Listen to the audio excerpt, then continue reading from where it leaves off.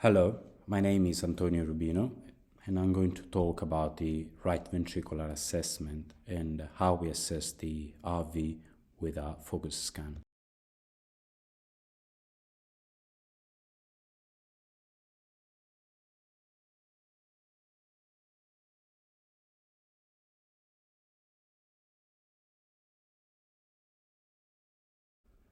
This is the overview of the talk. We'll go through the basic views and how the RV can be assessed and the different structure of the RV can be recognized in the different views.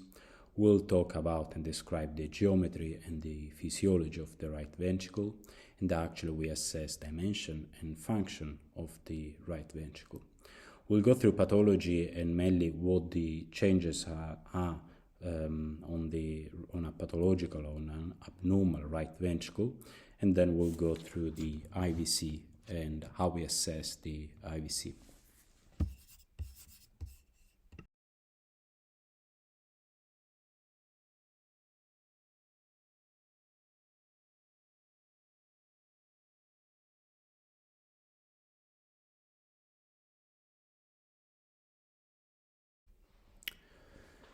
The right ventricle is seen in all the basic views. We can see the right ventricle in the parasternal long axis, in the parasternal short axis, or in the apical forechamber, or in the subcostal forechamber view.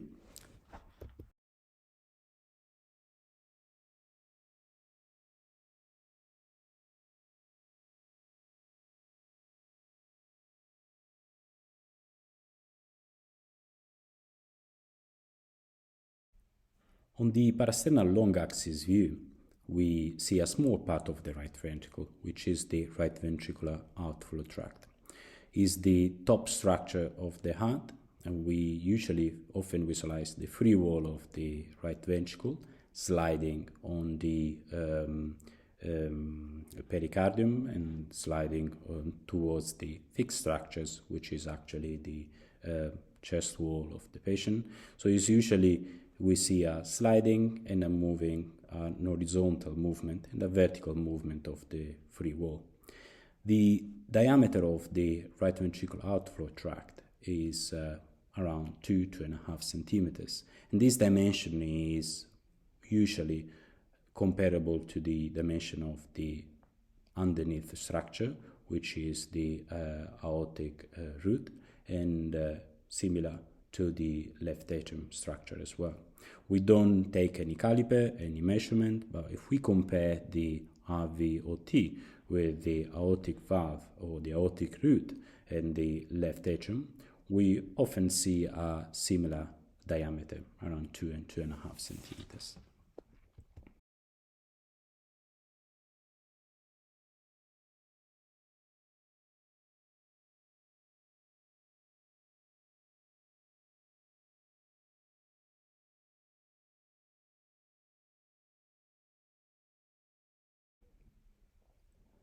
The parasternal short axis view, we see the right ventricle usually hugging the left ventricle.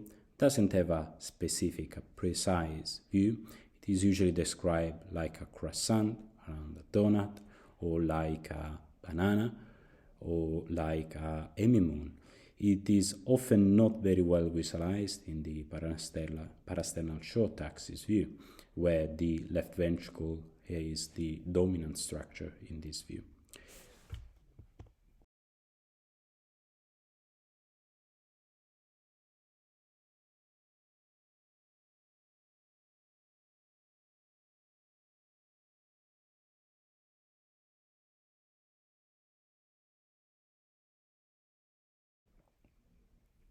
The apical forechamber view, the right ventricle is often smaller than in a normal heart, is smaller than the left ventricle.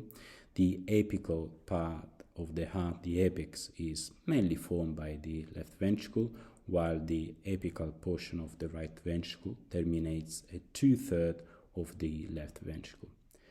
The basal portion of the right ventricle, the diameter should be smaller than the basal diameter of the left ventricle.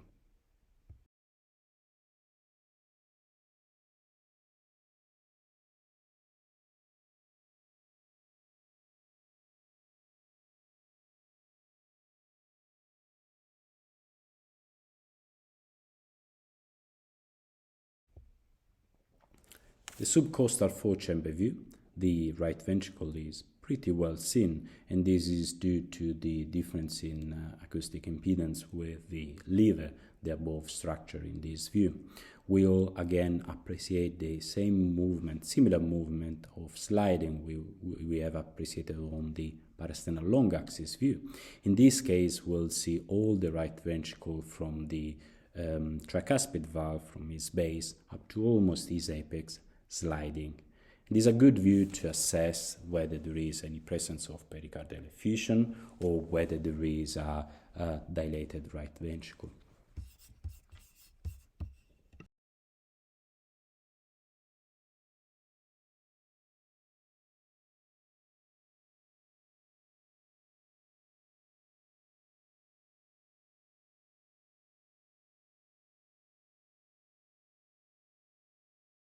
While it's easy to define the geometry of the left ventricle with a specific precise shape, the shape of the right ventricle is strange, is difficult. It depends as well from the different views. It has a shape or a geometry different in each view. And actually, the right ventricle is completely wrapped around the left ventricle, doesn't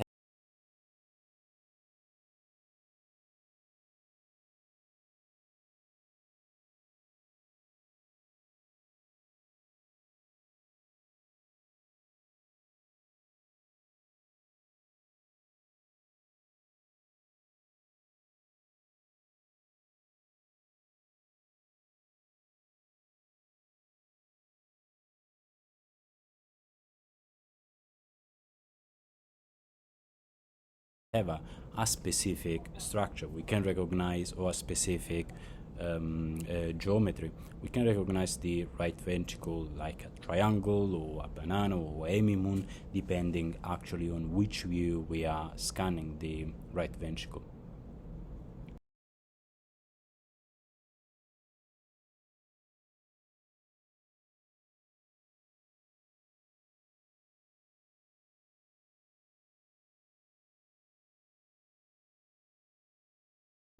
This is a 3D reconstruction of the RV and this real shape.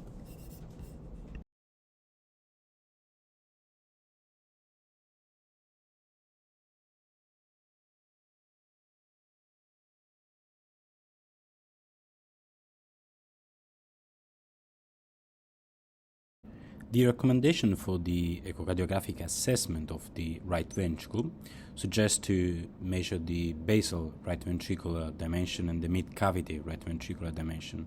From a focus perspective, we don't measure the mid-cavity and the basal diameter, but we should compare the basal diameter with the basal diameter of the left ventricle and whether this is smaller, big as the left ventricular basal diameter, or bigger than the basal diameter. In normal findings, the basal RV diameter should be smaller than the left.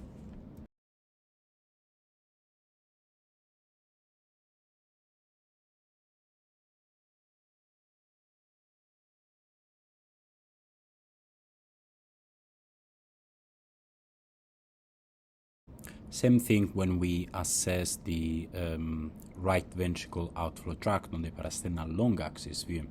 Rather than taking a measurement, we should probably compare the RV outflow tract with the aortic root and with the left atrium. All these three structures should have more or less the same diameter.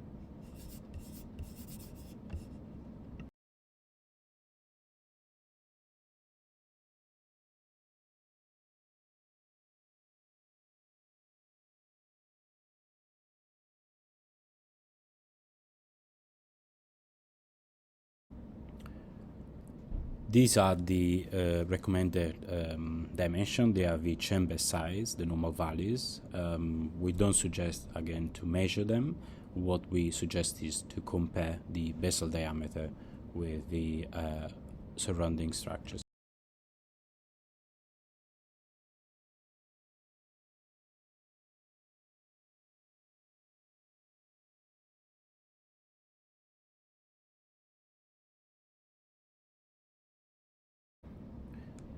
We do now move to the physiology of the right ventricle.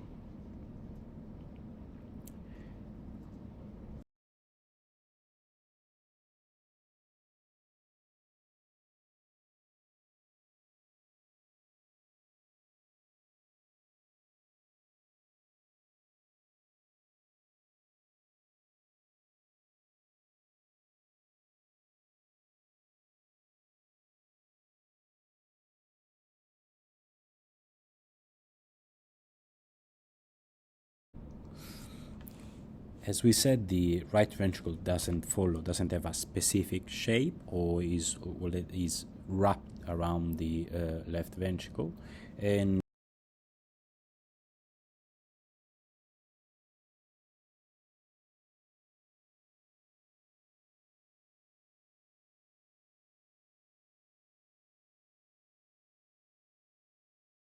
although it looks smaller than the right ventricle, in reality the left ventricle, the right ventricle is bigger in volume with a slightly lower ejection fraction of the left ventricle, which means that the right ventricle works more as a reservoir compared to the left ventricle.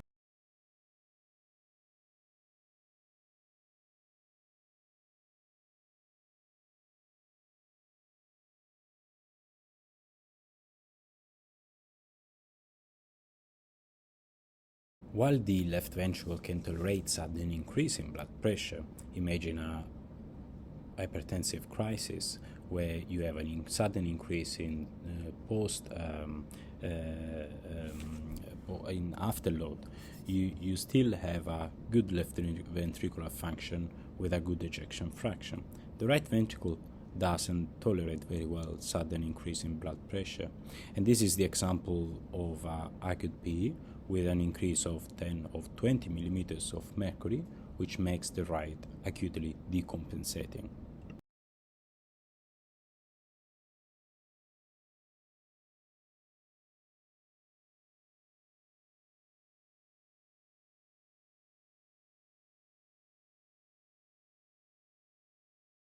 You can follow the recommendation for cardiac chamber quantification if you want to study more on the how to assess the right ventricle.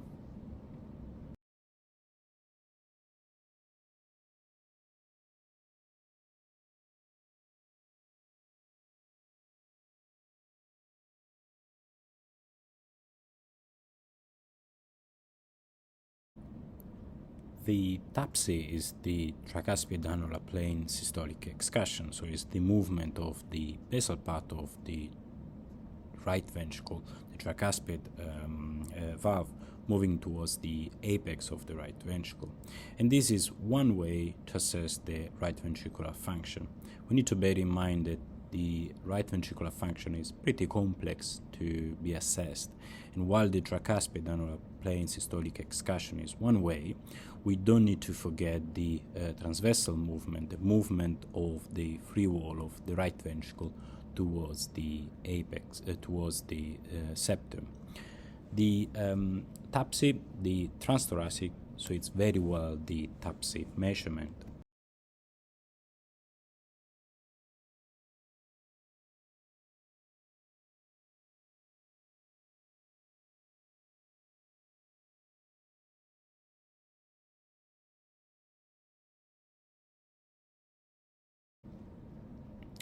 And what we have to do is to align the cursor on the lateral part of the tricuspid annulus.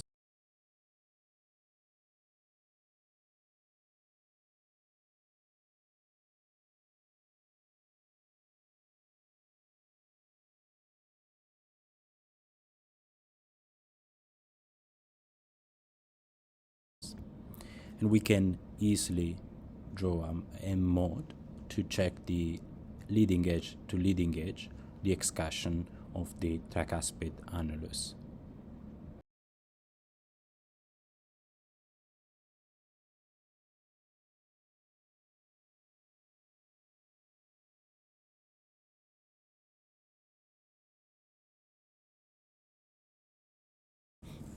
We can appreciate some pathological changes, like in this apical four-chamber view.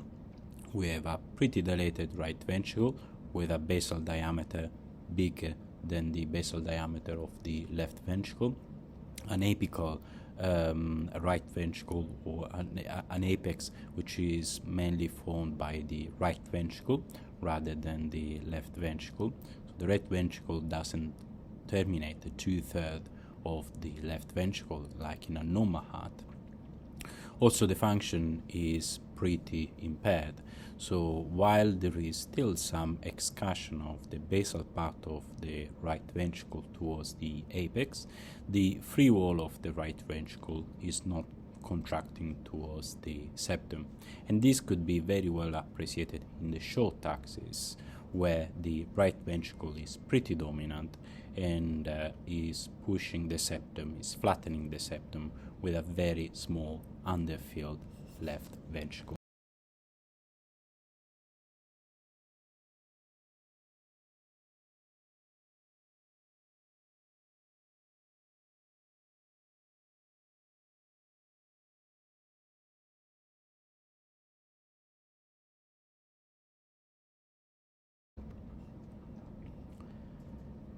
The right ventricle, we can appreciate in this picture how big and bigger than the left ventricle is. So from his basal diameter, from his longitudinal diameter, his length, and the apex, which is pretty much formed by the right ventricle. The function in this picture, in this image, in this video clip, is pretty reduced, is pretty impaired, with a longitudinal movement and the transversal movement of the free wall both impaired.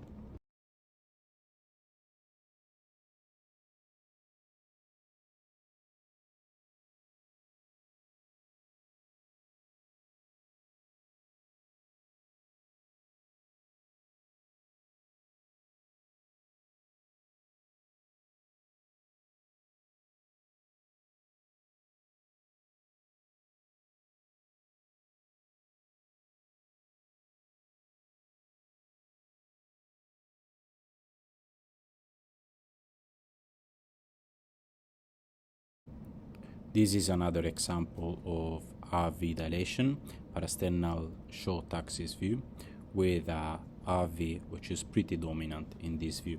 The septum, which is not just flattening, but is actually part of the RV. So in systole, in diastole, is part of the right ventricle rather than the left ventricle.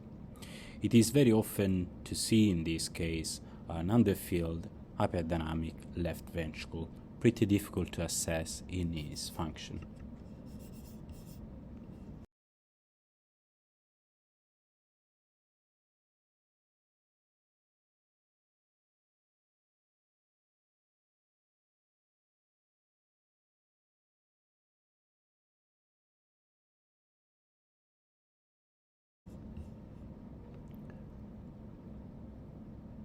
If we would measure the TAPSE on this image, on this video clip, we would certainly have an abnormal value with a value less than 20 millimeters.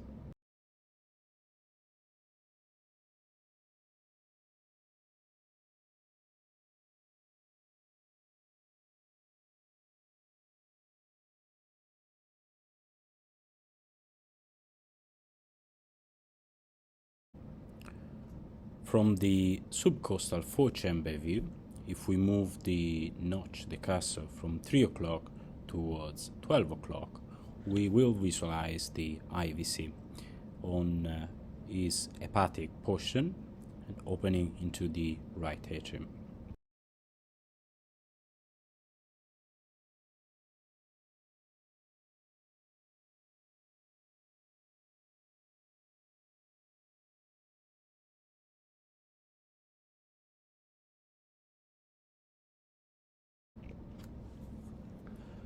Putting a cursor within 1 centimeter from the junction between IVC and the right atrium,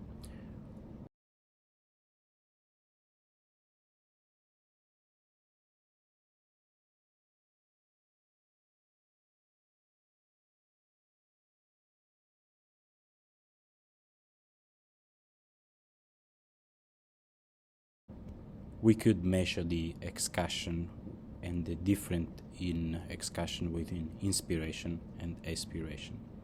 So main rule is to put the cursor almost perpendicular to the wall of the IVC within 1 centimeter from the IVC array junction.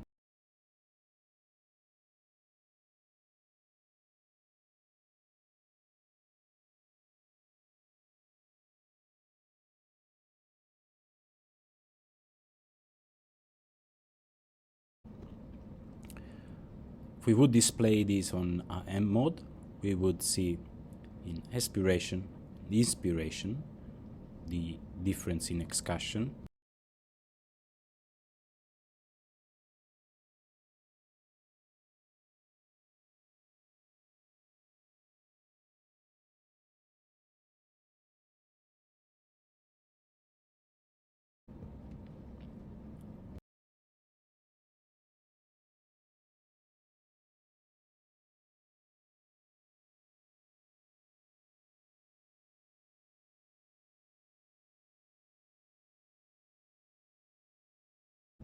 in a patient which is spontaneously breathing, we can estimate the right atrial pressure based on the IVC size and collapsibility as displayed in this table.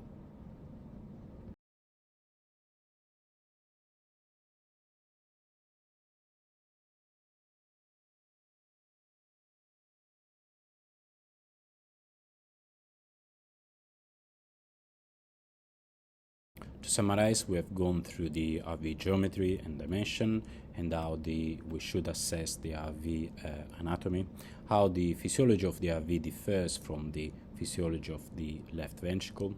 The echocardiographic assessment should be an overall general assessment rather than focusing in one single measurement, and how the different pathology can clearly affect dimension and function overall. I mentioned to the IVC and how the IVC could be assessed in its 2D dimension and in M mode. Thank you.